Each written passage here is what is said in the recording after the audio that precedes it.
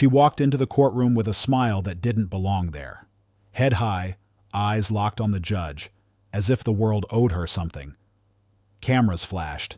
Her mother sat frozen, hands shaking in silence. This wasn't a girl scared of justice. This was a 17-year-old acting untouchable. But what no one in that room forgot was who she was accused of killing. Her own grandmother, Tammy King, 61. The woman who raised her, fed her, and prayed for her every night. Before the courtroom, before the chains on her wrists, there was a quiet house in Backcliff, Texas. The hum of the porch light, the smell of morning coffee, a grandmother humming gospel songs as she waited for her granddaughter to wake up. But peace doesn't last forever. Neighbors heard shouting, doors slamming, a young voice screaming that she was tired of being told what to do. Tara had fallen for an older boy, and Tammy drew a line. No more sleepovers, no more lies, no more pretending not to notice the trouble creeping in. Days later, that porch light still glowed, but no one answered the door. Deputies would soon find Tammy's body hidden beneath blankets, her home ransacked, her life gone. And the same girl who once called her grandma was standing in court, smiling like she'd already won. That smirk would fade soon enough. Because in that very room, her own mother was about to stand up, and everything Tara thought she controlled was about to crumble. It was Monday morning, February 5th, 2025, and for the first time in years, the phone at Tammy King's workplace went unanswered. She never missed a shift, never missed a call. Her co-workers said she was reliable to a fault, the kind of woman who showed up early just to brew coffee for everyone else. But that morning, her line stayed silent. By noon, her supervisor, Rhonda Miller, grew worried. That's not like Tammy, she told the dispatcher. She'd call even if she was running 5 minutes late. When hours passed with no word, Rhonda made the call that would change everything. She requested a welfare check at Tammy's home on Bayshore Drive in Backcliff, Texas. When deputies arrived that evening, the air was still and heavy. Tammy's white sedan was parked in the driveway, but her mailbox was stuffed with 3 days' worth of envelopes. The porch light was on, and through the window they could see a half-drunk cup of coffee sitting cold on the table. Deputy Carlos Ortiz later told investigators, "It felt wrong the moment we stepped up to that door. The silence wasn't normal, it was the kind of silence that sticks to you." They knocked again and again. No answer. When the door finally opened, the smell of metal hit them first. Sharp, unmistakable, a mix of copper and decay. Inside, the living room looked disturbed, as if someone had searched in panic. Couch cushions were thrown to the floor, drawers yanked open. A family photo lay cracked, on the tile. Deputies called out her name twice, then moved toward the bedroom. What they found stopped them cold. Tammy was lying under a pile of blankets, her body still, her skin pale. One officer's voice broke as he radioed in. "We've got a female. Possible homicide. No pulse." The entire room froze. The home that had once been filled with laughter and gospel music had turned silent, hollow. When news reached her daughter, Angela King, she was in her car leaving work. She screamed into her phone, "No, not Mama. Not Mama. Please tell me this isn't true." Family and neighbors gathered outside the house, some praying, others staring in disbelief. Tammy wasn't just a mother and grandmother. She was the heartbeat of that small street. People recalled how she'd leave extra plates of food on her porch for anyone passing by, how she'd host prayer circles every Sunday, and how she once stayed up all night helping Tara finish a school project when the girl had fallen behind. Detectives began examining the scene with care. The gun safe in the back room had been forced open, several firearms missing. Her purse lay empty beside the bed, and a jewelry box sat overturned. A detective noticed something strange, a phone charger still plugged into the wall, its cord swaying slightly, as if someone had left in a hurry. They collected fingerprints, lifted shoe impressions, and found faint drag marks on the carpet near the door. It was methodical, deliberate. Whoever had done this knew the house, knew where things were kept, and had taken steps to make it look like a burglary gone wrong. But one detail didn't fit. Tammy's car keys were still on the kitchen counter. Her car hadn't moved. She hadn't gone anywhere. To the investigators, that was the first clue. This wasn't random. It was personal. Lieutenant Chad Fitzgerald later told reporters, "From the start, it looked like someone she trusted. No sign of forced entry. No broken locks. She let them in." By the next morning, the Galveston County Sheriff's Office confirmed it was Tammy King. The medical examiner ruled her death a homicide caused by a gunshot wound to the chest. Friends from church delivered flowers and stood in silence by her gate.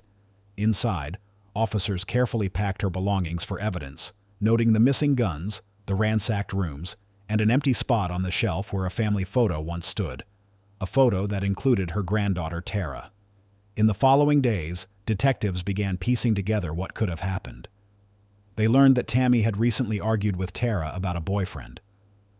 Neighbors had overheard yelling late one evening, doors slamming, a car speeding away. But at that point, no one wanted to believe her own granddaughter could have been involved. Rhonda, her co-worker, said through tears, "Tammy adored that girl. She'd say, 'She's been through a lot, but she's got a good heart.' That's the kind of person Tammy was, always believing the best in people." The shock rippled through the town. Church members organized a vigil, holding candles under the same porch light that still glowed outside Tammy's home. Detectives stood nearby, watching quietly. They had a growing suspicion, but waited for confirmation from digital records and fingerprints being processed in the lab. When the results came back, they revealed something no one wanted to face. The truth was closer than anyone imagined. The person they were looking for wasn't a stranger at all. It was someone who had once called her Grandma. That realization changed the tone of the entire investigation and broke everyone's heart in the process. Detectives began piecing together the fragments of what happened inside that quiet backlift home, and every new lead pulled them deeper into a web of planning far colder than anyone expected. The first clue came from Tammy's own bank account. Records showed a $500 transfer sent through Cash App just hours after the estimated time of her death. The recipient, her 17-year-old granddaughter, Tara King. It was a digital fingerprint that spoke louder than any confession. Investigators knew this wasn't an impulsive act. It had intent, coordination, and timing. When they checked Tammy's phone, they found it had gone offline at 9:14 p.m., the night before she was discovered, while Tara's showed unusual late-night activity and location changes between Backliff and Houston. It was enough to move the case from suspicion to a full homicide investigation. Detective Matthew Halsey later explained in court, "This wasn't a burglary gone wrong. It was mapped out like a job. They picked a time, brought a weapon, and knew what they wanted to take." His words echoed through the courtroom months later, but back then, inside the Galveston County Sheriff's Office, the mood was quiet and heavy. They went through Tara's phone records and uncovered a string of text messages between her and her 18-year-old boyfriend, Uriah Urick Jr. The exchanges left detectives stunned. "Got the ammo," Uriah had written 3 days before the murder. Tara replied, "Make sure it's the one that shreds. Grandma never believed I could do it." In another thread, Uriah texted, "You sure about this? There's no going back." Tara responded, "After tonight, we'll finally be free." Those messages, time-stamped and verified by digital forensics, became the foundation of the case. Detectives traced surveillance footage from a convenience store less than a mile from Tammy's home. The timestamp was 8:52 p.m., and it showed a dark sedan pulling into the parking lot. The driver matched Uriah's build. The passenger had long hair and appeared to be wearing a hoodie similar to one Tara owned. In the footage, Uriah purchased a can of gas and a pack of gloves. Investigators paused the video frame by frame, each movement confirming that this was no random visit. They left the store, and from that moment on, their phones pinged towers heading back toward Tammy's neighborhood. When interviewed later, Detective Halsey stated, "We realized it wasn't rage. It wasn't an accident. It was planned to the minute." When deputies processed Tammy's crime scene, they recovered a single 9mm casing near the hallway, and the gun safe appeared forced open with deliberate precision. Fingerprints lifted from the safe's handle matched Tara's right thumb. Another print, partial but consistent, matched Uriah's. Investigators also noticed something small: shoe impressions in the soil behind the house. The tread pattern was consistent with Nike Air Forces, a pair Tara was seen wearing in her school photos. What sealed the timeline was a neighbor's security camera that captured two figures leaving Tammy's driveway that night at 9:27 p.m. The audio picked up faint laughter and the slamming of a car door before the taillights disappeared down the street. As news spread, the community that once saw Tara as a polite, soft-spoken girl began to question everything they thought they knew. Her friend, Danielle Torres, later told reporters, "She used to complain that her grandma treated her like a kid. She'd say, 'I'm almost grown, she needs to stop running my life.' But I never thought she meant it like that." Detectives re-interviewed Tara's circle, discovering that in the weeks before the murder, she had been bragging about leaving town with Uriah. "We'll get out soon," one text read. "We just need cash and wheels." It wasn't rebellion. It was preparation. Forensic analysts worked quickly. Gunshot residue was found on one of the hoodies recovered from Tara's bedroom at her mother's home. The residue pattern on the sleeve matched the discharge distance of a handgun fired at close range. The discovery shattered any claim of ignorance. One investigator whispered during the lab review, "She was right there when it happened." At that point, they knew both teens were on the run. Days after the murder, while family and church members were planning Tammy's memorial, Tara and Uriah were already hundreds of miles away.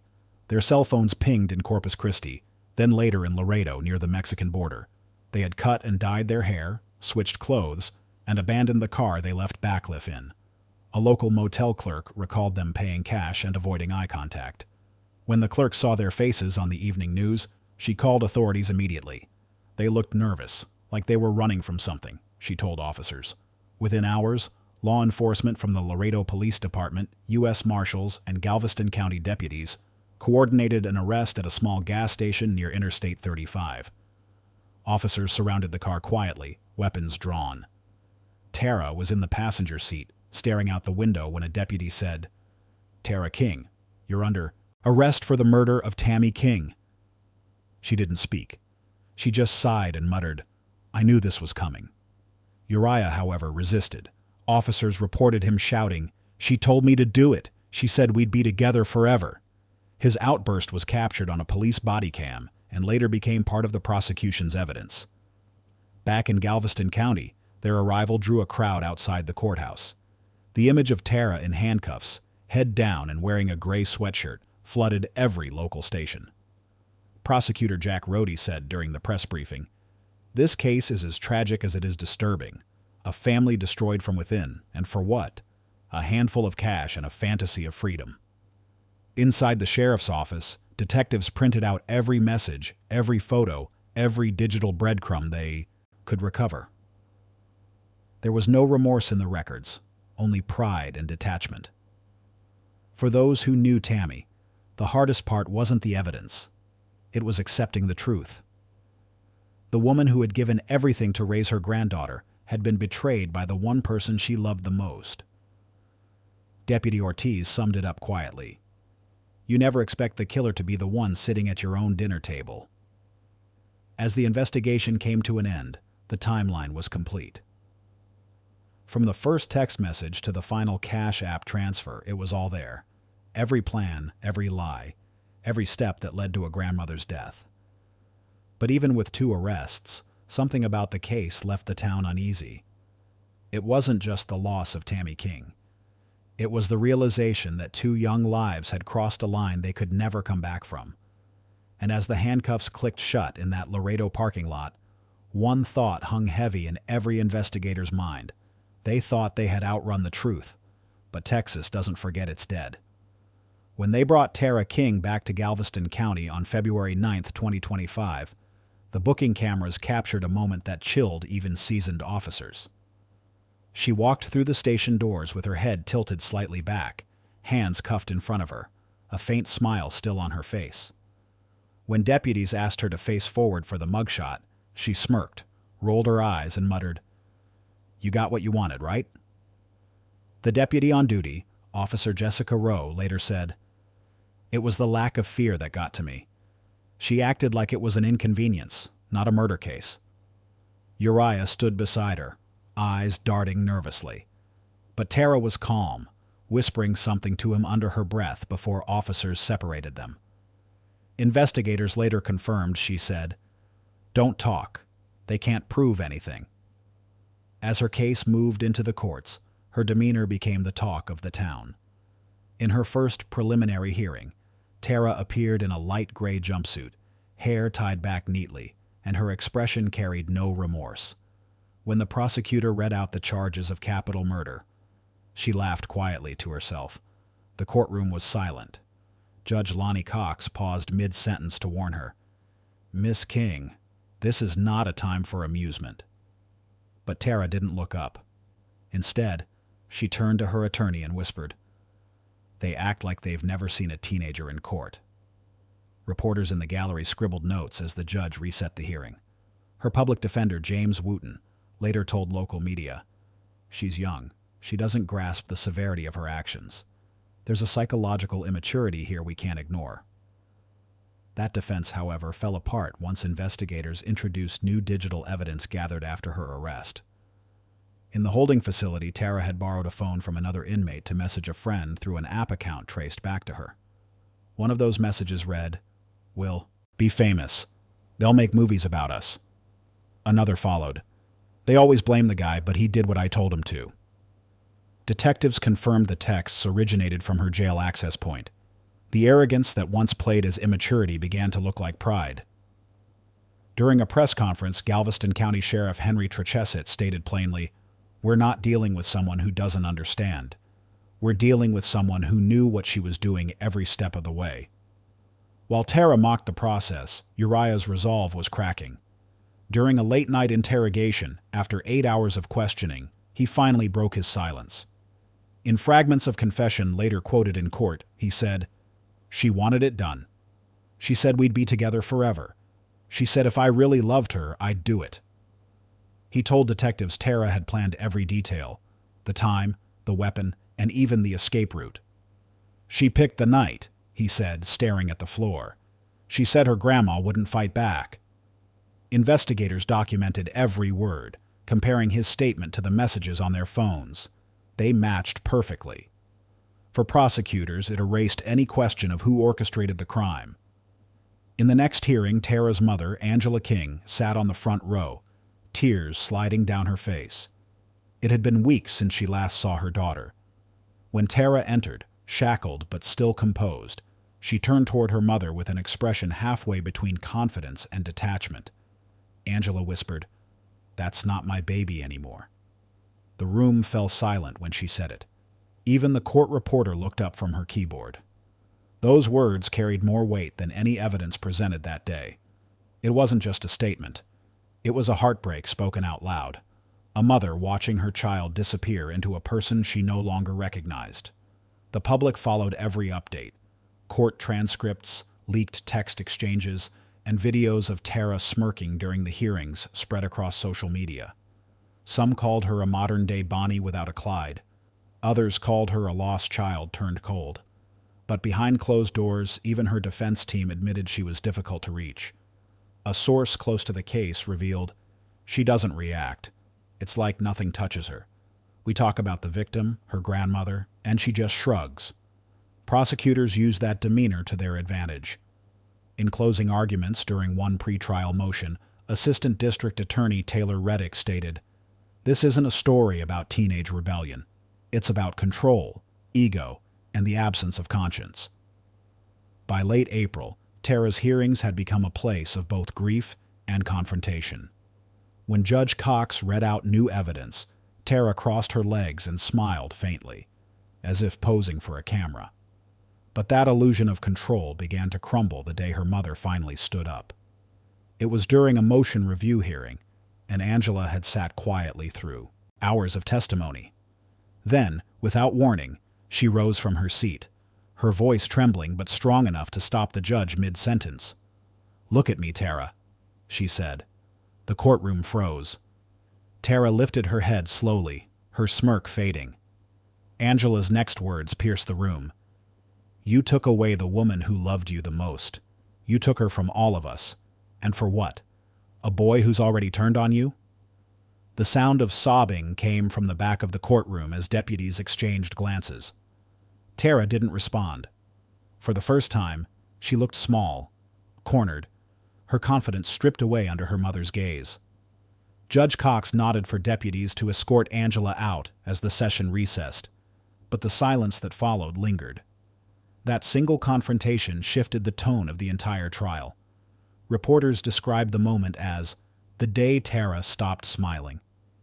Even those who had doubted the severity of her involvement began to see the truth in her mother's pain. As she was led back to her cell that day, a journalist standing near the exit overheard Tara whisper to her attorney, "I didn't think she'd come." That line, simple but raw, would echo across every headline that night. What started as arrogance had finally begun to crack. For the first time since her arrest, Tara King looked afraid. Not of the sentence waiting ahead, but of the eyes that had once looked at her with love. It was the beginning of her unraveling, and the end of her illusion of control. The courtroom felt colder than usual that morning. The air conditioning hummed low, the shuffle of papers and the faint tapping of pens echoing off the wood-paneled walls. Reporters filled the back row, each waiting for a headline, while jurors sat still, their faces unreadable. At the defense table, Tara King looked smaller than she had in months. Her hands were cuffed loosely in front of her, her expression blank. Across the aisle sat Uriah Urick Jr., his orange jumpsuit stiff under the fluorescent lights. Between them lay the gulf of a crime that shattered 3 generations of one Texas family. As the trial for Uriah began in early November 2025, the evidence that had once lived only in files came to life under oath. Prosecutors laid out the timeline piece by piece: bank transfers, cash app receipts, the messages that sealed their intent. Screens lit up with enlarged phone records, each text time-stamped, each word tying them closer to the crime. "Got the ammo," one read. "She said we're doing it tonight," another said. The prosecutor, Assistant District Attorney Taylor Reddick, looked directly at the jury. "This wasn't chaos," he said firmly. "This was choreography. Every action they took was deliberate." His voice hung in the air as the gallery sat silent. Detectives took the stand next, describing the scene inside Tammy King's home. One investigator, Lieutenant Chad Fitzgerald, spoke in a steady voice as crime scene photos appeared on the screen. "She was found under bedding, arms crossed over her chest, as though someone wanted to hide her," he said. A juror wiped her eye quietly. Another image showed the open safe, empty drawers, and the faint pattern of footprints that matched Tara's shoes. It was evidence that spoke without needing explanation. When the prosecutor asked what emotion he saw on Uriah's face during his arrest, Fitzgerald answered simply, "Fear, but not for what he'd done. Fear of who he'd done it for." The defense tried to shift the blame, painting Uriah as a young man manipulated by love. His attorney argued that Tara was the mastermind, that she convinced him it was self-defense, that Tammy had threatened to send Tara away. "He was in love, Your Honor," the attorney said, gesturing toward Uriah. 17 and 18, they were still children trying to make sense of their world. But the state was ready. They countered with messages recovered from Uriah's phone that showed anticipation, not confusion. "We'll be free after this," he'd written hours before the murder. In that instant, any claim of misunderstanding collapsed. Witness after witness took the stand. Friends of Tammy spoke about her generosity, how she volunteered at the church food drive and never turned anyone away. Tara's former classmate recounted how Tara used to roll her eyes when her grandmother called to check on her. She'd say, "She treats me like I'm 10, the friend testified. The prosecutor used that as context for motive, drawing the picture of a young woman desperate for control. The courtroom grew quieter as the weight of each testimony built. A family divided sat just feet apart. On one side, relatives mourning Tammy. On the other, Tara's mother, clutching a tissue, torn between grief and guilt. When Uriah took the stand in his own defense, the silence was heavy. His voice was low, shaking slightly as he spoke. "I didn't think she'd actually go through with it," he said. "She said she wanted to be free. She said her grandma ruined everything. I thought..."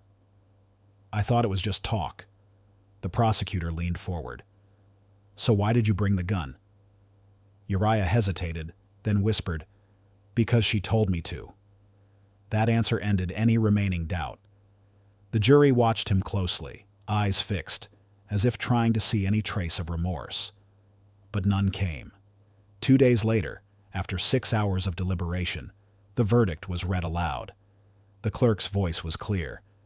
We, the jury, find the defendant, Uriah Lee Urick Jr., guilty of capital murder. His mother gasped quietly in the back row. Tara didn't flinch. Uriah lowered his head as the judge delivered the sentence. Life in prison without the possibility of parole. It was the law's heaviest punishment short of death. The sound of the gavel closing echoed through the room like an ending none of them wanted to hear. But for Tara, her trial was still to come. Defense attorneys filed motions debating whether a 17-year-old should face the same sentence as an adult. Prosecutors argued she was fully aware of her actions, noting that her messages proved premeditation beyond doubt. In an interview with KHOU 11 outside the courthouse, District Attorney Jack Rohde stated, "Age doesn't erase intent. This was not an accident.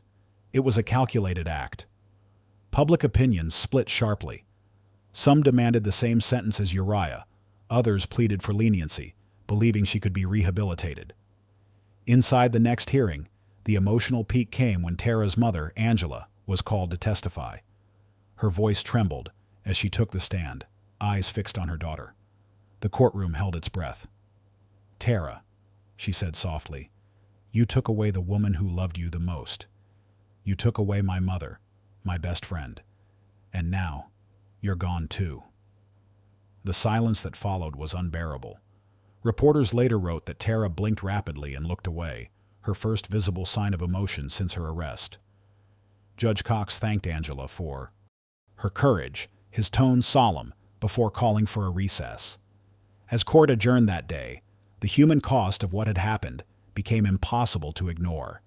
The laughter that once filled Tammy King's home had been replaced by courtroom echoes and unanswered prayers. The community that once admired the King family now whispered in disbelief whenever Tara's name appeared on the evening news. Her future hung in limbo, her fate to be decided by the same justice system she had mocked months earlier. By the end of that week, one truth settled over everyone in the courtroom. Justice had a name, but closure did not. No verdict could bring back Tammy, and no sentence could undo what love, anger, and pride had destroyed. The lights dimmed in the courthouse as the guards led Uriah away. Tara watched silently, her reflection faint in the glass panel before her. For the first time, the silence wasn't confidence. It was consequence. When the courtroom lights dimmed and the cameras finally left, Galveston County went quiet again. The trial was over, but the silence that followed spoke louder than any verdict. On Bayshore Drive in Backcliff, the porch light outside Tammy King's home still flickered every night. Neighbors said the bulb had been replaced twice, yet it kept glowing faintly, like a heartbeat refusing to fade. The house sat empty, but flowers still appeared by the front steps, and someone, usually around the same time every Friday evening, left a single white candle beside the mailbox. Detective Halsey once said, "That house doesn't feel abandoned. It feels like it's still waiting for her." The first year after the trial, the community organized a candlelight vigil by the bay. It was a quiet gathering. No speeches, no press, just friends and church members standing shoulder to shoulder as the wind carried the sound of soft prayers. Tammy's daughter, Angela, stood in the front holding a framed photo of her mother, wearing the same warm smile she was known for. A local pastor read a short verse from Proverbs about love and discipline, his voice trembling near the end. "Tammy gave her granddaughter everything," he said, "but some lessons don't reach the heart until it's too late." The crowd didn't move for several minutes after that. The water was still, and the only sound came from the candles flickering against the wind. Months later, Angela began to find purpose in the pain. She joined a church outreach group focused on youth mentorship and teen mental health. She visited high schools across Galveston County, telling students about the signs she missed, the isolation she couldn't see. Her story wasn't rehearsed or polished. It was raw and human. Love isn't control, she told one group of girls. But love also means saying no when danger looks like romance. Parents hugged her after every talk. Teenagers cried. The message hit close because it wasn't just about one family. It was about all the quiet cracks that can destroy one from the inside. The community also turned Tammy's name into something lasting. Her church created a small scholarship fund in her memory, called Tammy's Light.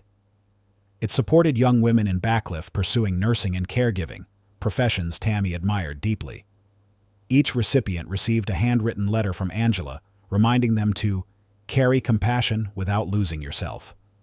Local news covered the story, calling it a symbol of healing in a town that once only felt grief. But even with the progress, reminders of what happened never really went away. People still avoided driving past Tammy's old house at night. The porch light had become almost sacred. Some said it flickered whenever her birthday approached.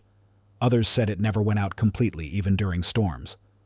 For Angela, it was a quiet reminder that her mother's love still lingered there, even if her daughter was gone in a different way. She once told KHOU News in an interview, "I visit that house sometimes and talk to her. I tell her I'm sorry. I tell her I hope Tara understands someday what she took away from all of us." Inside the Galveston County Jail, Tara awaited her own sentencing hearing. The walls were white, cold, and quiet, and those who saw her said she rarely spoke. A counselor later told a reporter that Tara had begun asking for letters from her mother, but hadn't yet written any back. Whether it was guilt or pride that kept her silent, no one knew.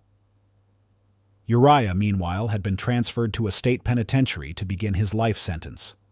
His name mostly forgotten except in court archives and case studies. The love story they believed would set them free had instead caged them both forever. Outside the courtroom, justice had been served, but closure never came. For those who knew Tammy, justice could never fill the empty chair at church, the unreturned phone calls, or the empty front yard where her laughter once carried. The sheriff's office eventually released a statement saying, "Cases like this remind us that evil doesn't always come from strangers. It can come from the people we raise." The comment drew mixed reactions, but most in the town quietly agreed. The story wasn't just about a crime. It was about family, boundaries, and a love that turned blind at the wrong time. Each November, as the anniversary of Tammy's death approaches, the town gathers again by the bay.